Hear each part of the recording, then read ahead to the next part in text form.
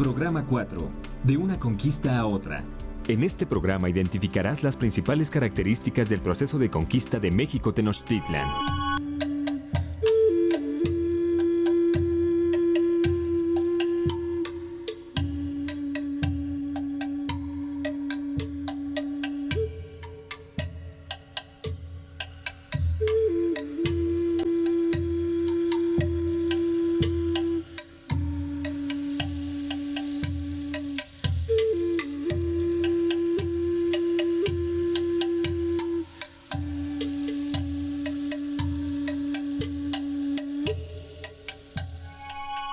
La situación en Mesoamérica a principios del siglo XVI, inmediatamente antes de la conquista española, era, como había sido durante milenios, una situación de una gran pluralidad de diferentes grupos humanos que hablaban lenguas diferentes, que estaban organizados en ciudades, en gobiernos independientes, cada uno de ellos con sus propias tradiciones, con su propio gobierno, con sus propios dioses en algún caso, aunque había dioses compartidos, cada uno tenía su dios tutelar, su dios patrono, y cada uno de estos grupos pues velaba por su independencia.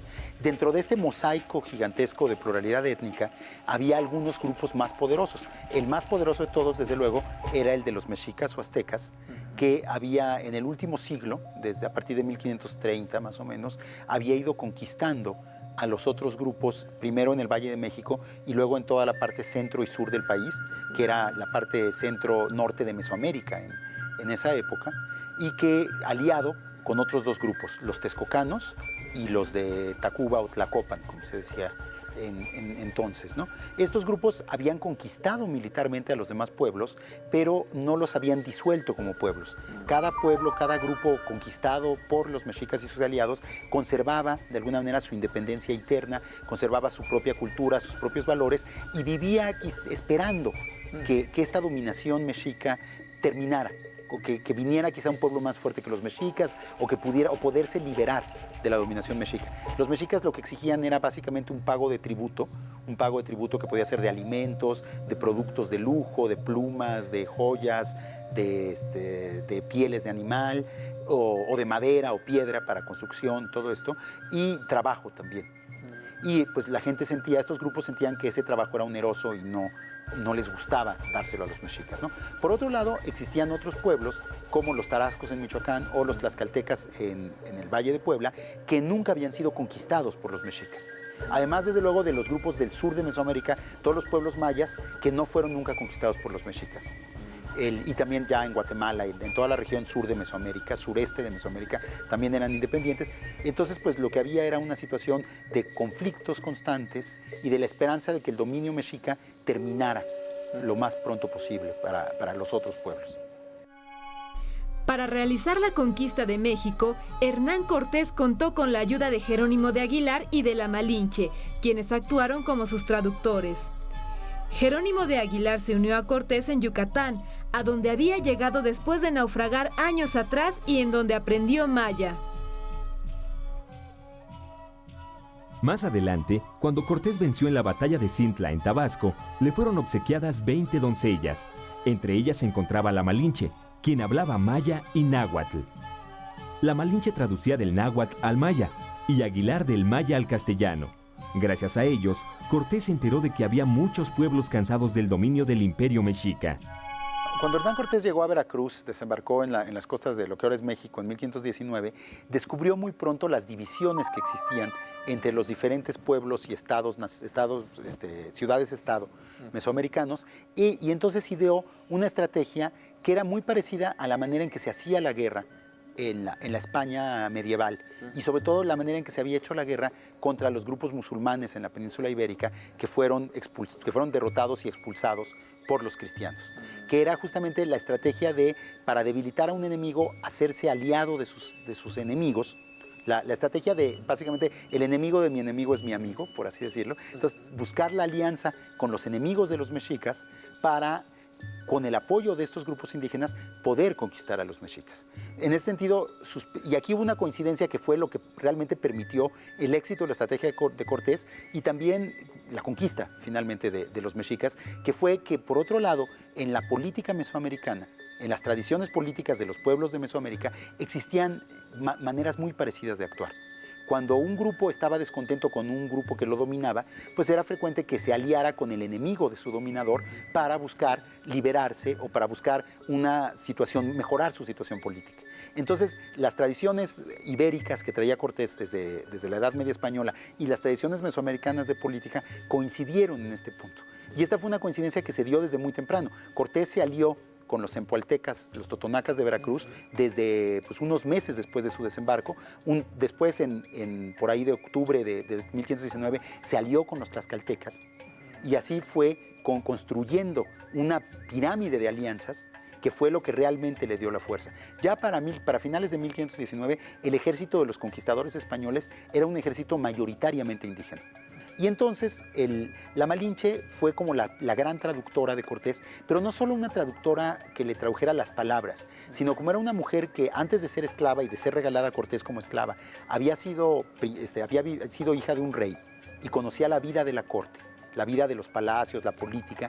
Yo creo que la Malinche también sirvió como una intérprete cultural, alguien que le explicaba a Cortés las reglas de la política en Mesoamérica, cómo funcionaba la diplomacia, qué significaban los gestos, qué significaban los regalos, qué significaba toda una serie de ceremonias que eran muy importantes para la política en Mesoamérica y que a Cortés le debe haber ayudado mucho poderlas entender para poder establecer estas alianzas con los grupos mesoamericanos. Entonces, definitivamente, la Malinche fue un elemento clave que le dio mucha fuerza a los españoles y sobre todo les permitió jugar a la política y conquistar no solo militarmente, sino sobre todo, y que es lo más importante, conquistar políticamente Mesoamérica por medio de las alianzas. Uno de los factores que influyó en el proceso de conquista fueron las enfermedades. La primera epidemia de viruela acabó con la vida de más mexicas que las batallas de conquista.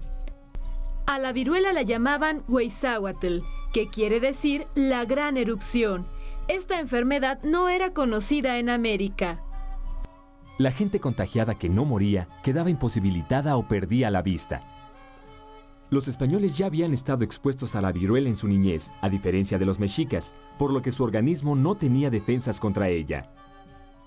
Una vez que Hernán Cortés logró aliarse con los enemigos de los mexicas, como los tlaxcaltecas, y con pueblos que habían sido sometidos a ellos, como los totonacas de Veracruz o los chalcas del Valle de México, o inclusive los texcocanos, él sabía que para mantener esta alianza que había establecido con estos grupos, debía ofrecerles algo, debía prometerles cosas. Les prometió, en primer lugar, librarlos del dominio mexica, y les prometió que ya no tendrían que pagar los tributos que le pagaban a los mexicas, que los españoles los protegerían del ejército mexica para que los mexicas no los castigaran por su rebelión. Y también les prometió que en el futuro, pues él les cobraría menos tributos digamos que su dominación sería menos terrible que la dominación mexica.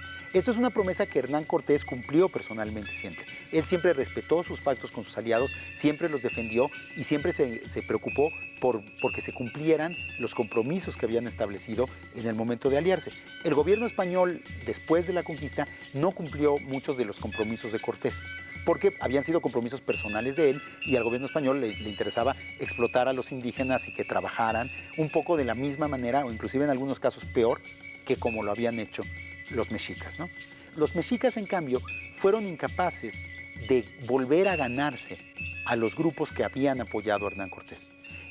Fueron incapaces porque no fueron suficientemente hábiles políticamente para adaptarse a las nuevas circunstancias.